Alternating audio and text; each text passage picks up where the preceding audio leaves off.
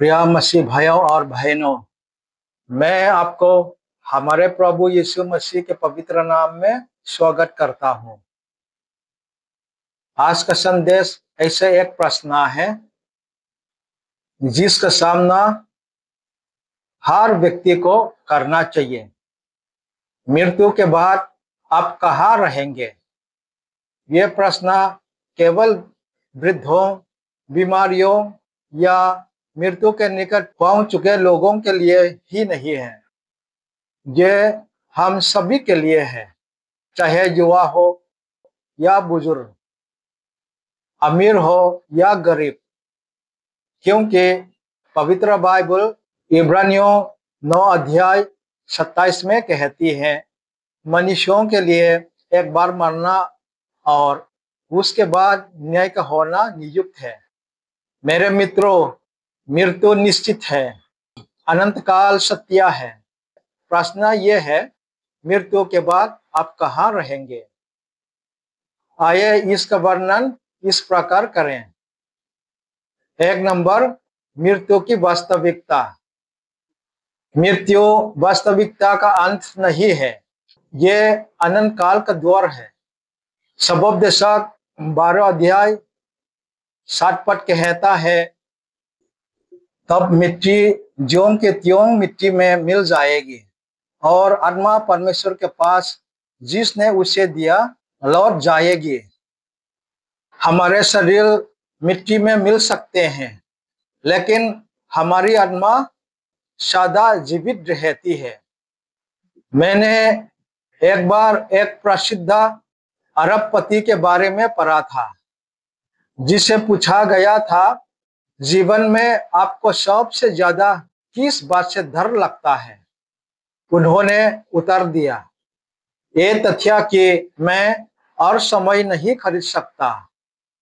उसके पास शक्ति, धन और प्रभाव था, लेकिन वे जानते थे कि मृत्यु एक ऐसी चीज है जिसे वे नहीं बेच सकते। भजन संहिता 79 संख्या 48 कहता है, कौन पुरुष सदा अमर रहेगा? क्या कोई अपने प्राण को अधोलोक से बचा सकता है?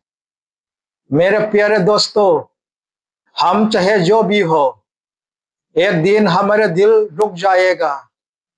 सवाल ये नहीं है कि हम इस दुनिया को, अपने परिवार को, अपनी सारी संपत्ति को छोड़ देंगे। उसके बाद जब हमारी आत्मा इस दुनिया को छोड़ देगी तो हम कहाँ जाएंगे? 2 नंबर, 2 शाश्वत घर। यीशु ने अनंत काल के बारे में स्पष्ट रूप से कहा, केवल 2 ही मंजिल है, स्वर्ग या नरक। पहला स्वर्ग। स्वर्ग अनंत शांति और ईश्वर की सदैव विद्यमान का स्थान है। यूहन्ना 14 अध्याय 2 से 3 पद में यीशु ने वादा किया, मेरे पिता के घर में बहुत से रहने के स्थान हैं, यदि ना होते तो मैं तुमसे कह देता, क्योंकि मैं तुम्हारे लिए जगह तैयार करने जाता हूँ। और यदि मैं जाकर तुम्हारे लिए जगह तैयार करूँ तो फिर आकर तुम्हें अपने यहाँ ले जाऊंगा, कि जहाँ मैं रहूं वहाँ तुम भी रहो। दूसरी, नरक। नरक यातना, रोने और दंड का स्थान है। मत्ती 25 अध्याय 41 में यीशु ने कहा, हे शापित लोगों, मेरे पास से उस अनंत आग में चले जाओ जो शैतान और उसके दूतों के लिए तैयार की गई है। कोई तीसरा विकल्प नहीं है, कोई सदन स्थान नहीं है, कोई दूसरा मौका नहीं है। मृत्यु के बाद हमारा अनंत काल निश्चित है। प्रिय भाई बहनों, आप कौन सा घर चुनेंगे? 3 नंबर, धनी व्यक्ति और लाजर। लूका 16 अध्याय 19 से 31 में यीशु ने एक कहानी सुनाई। धनी व्यक्ति विलासिता में जीवन जीता था, लेकिन परमेश्वर के बिना मर गया। वो खुद को नरक में पानी मांगते हुए पाता है। लजर एक भिखारी जिसने परमेश्वर पर भरोसा किया था, मर गया और स्वर्गदूतों ने उसे अब्राहम के घर में पहुंचा दिया। ये कहानी हमें सिखाती है, मृत्यु हमारी चेतना को समाप्त नहीं करती। अनंत काल वास्तविक है। एक बार जब हम मर जाते हैं तो पीछे मुड़कर नहीं देखा जा सकता। एक बार एक पदरी अस्पताल में एक मरते हुए नास्तिक से मिलने गया। अपनी आखिरी सांस के साथ वो व्यक्ति चिल्लाया, मुझे आग दिखाई दे रही है, मेरी मदद करो, मैं इधर गया हूं, मुझे भयंकर आग दिखाई दे रही है। रोते चिल्लाते हुए वो मसीह के बिना अनंत काल में चला गया। लेकिन उसी अस्पताल में एक और नास्तिक ने शांति से फुसफुसाया, प्रभु यीशु यहाँ है, मैं घर जा रहा हूं। और वो महिमा में प्रवेश करते हुए मुस्कराया।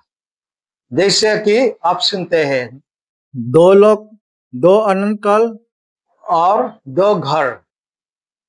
मेरे प्यारे दोस्तों, मरने के बाद आप कहाँ रहेंगे? आप हमेशा के लिए रहने के लिए कौन सा शाश्वत स्थान चुनते हैं?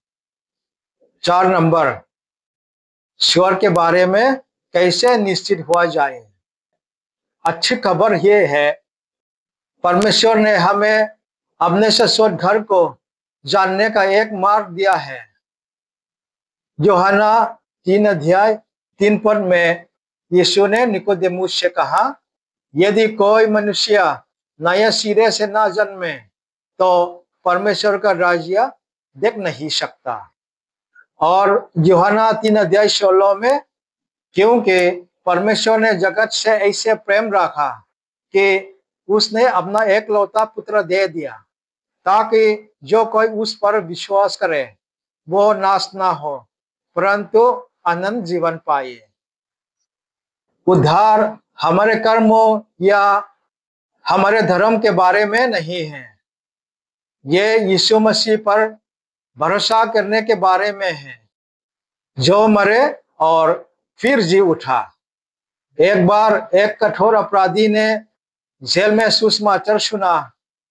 सभी को लगा कि वो निराश है, लेकिन एक रात उसने घुटने टेककर प्रार्थना की, प्रभु यीशु मुझे क्षमा करें।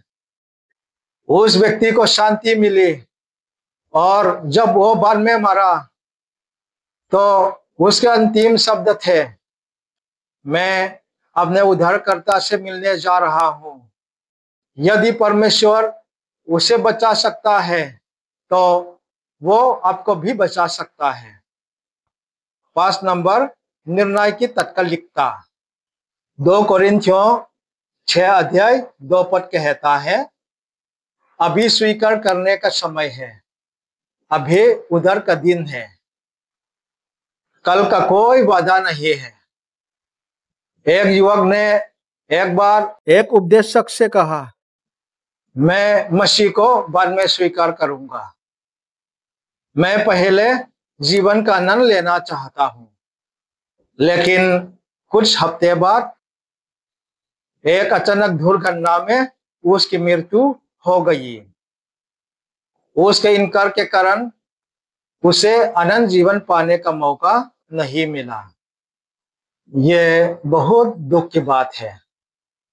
प्रिय भाइयों और बहनों, अपनी आत्मा के साथ जुआ मत खेलो। अनंत काल इतना लंबा है कि गलत होना असंभव है। इसलिए अपनी आत्मा को बचाने के लिए मसीह को चुनने का यही सबसे अच्छा समय है। 6 नंबर, अनंत काल को ध्यान में रखकर जीवन जीना। यदि आप पहले से ही मसीह के हैं, तो हर दिन अनंत काल को ध्यान में रखकर जिए।